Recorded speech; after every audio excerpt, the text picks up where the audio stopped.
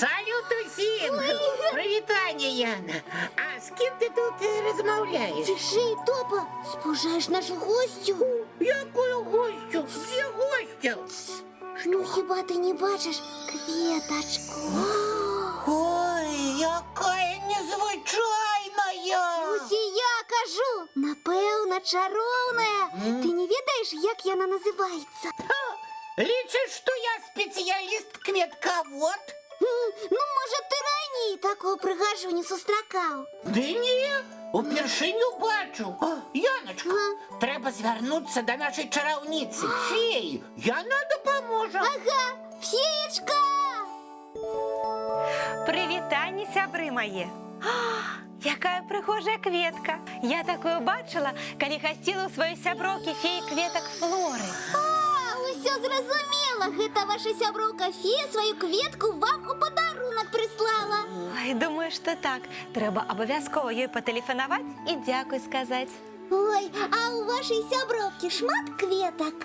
Вядома, я наш Флора, фея кветок. Я коли у яе бываю, столькі цікавага даведваюся, столькі таямніц і легендаў про кветки чую. А з нами ими поделитеся? Вядома. Хочете, я расскажу вам легенду про пригожую кветочку Василёк? Слухаймо уважливо. Даўным-даўно жыў вельмі працавіты хлопец па імені Васіль. Кожны дзень ён працаваў на беразе возера і бачыў, як вельмі прыгожая русалка назірае за ім.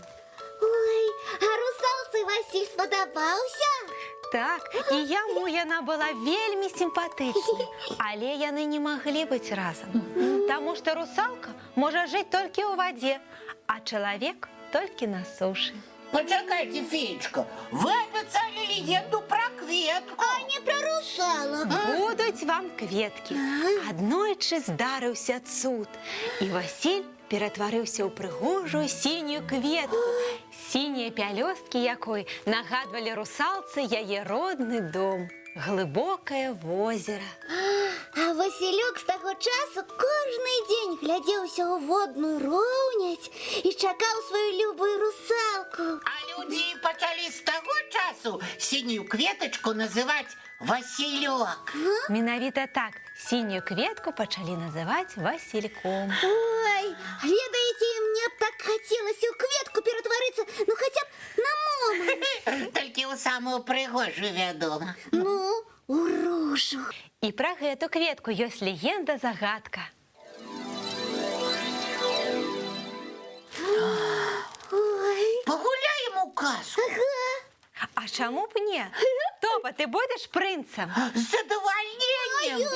А ты, Яночка, становіся самой прыгожай прынцэсай.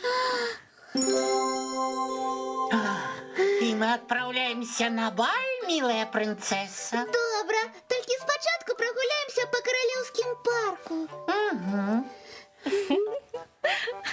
Але злому чараўніку не спадабалася гэта. І што ён зрабіў? Ён ператварыў прынцэсу у ружу. Назаўсёды. Адмяніць чарадзейства магло толькі адно. Что? Маладому прынцу на досведку трэба адгадаць, якая з 1000 кветак яго зачараваная прынцэса. И принц змог это зрабіць? Змог. И як?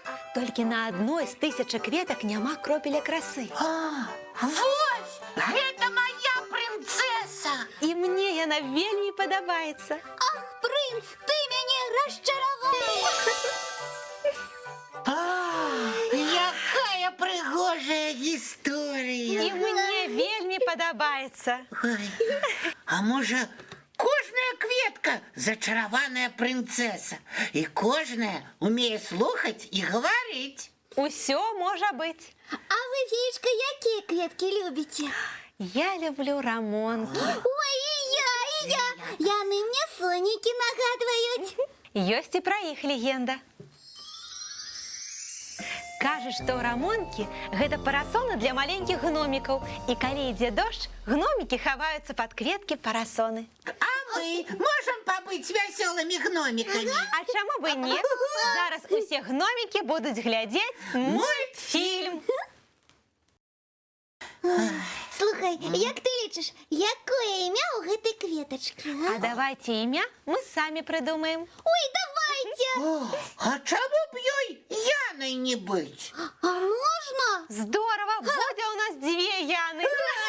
Гэта я придумаў, я. Малайчына, Топачка. Ну а зараз усім деткам і кветкам час класціся спаць. І сёння мы абавязкова ўбачым кветкавыя сны? Абавязкова. Абавязкова. Янай.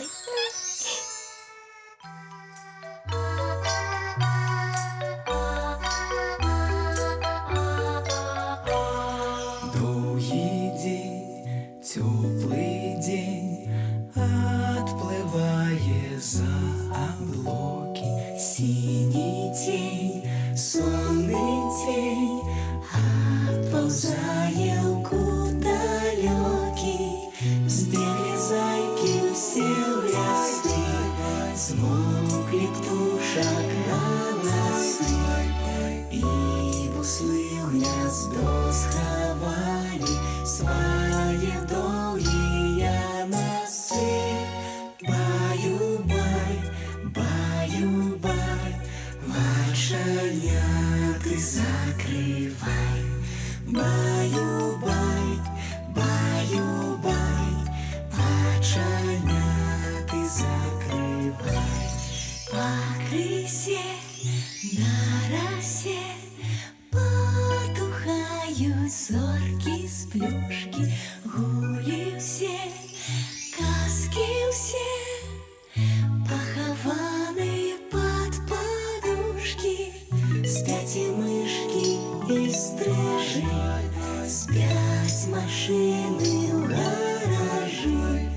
Ты так само каля мамы, тихо-тихенько ляжи. Баю-бай, баю-бай, воченяты закрывай. Баю-бай, баю-бай, разом с нами засынай. Баю-бай, баю-бай, разом с нами засынай.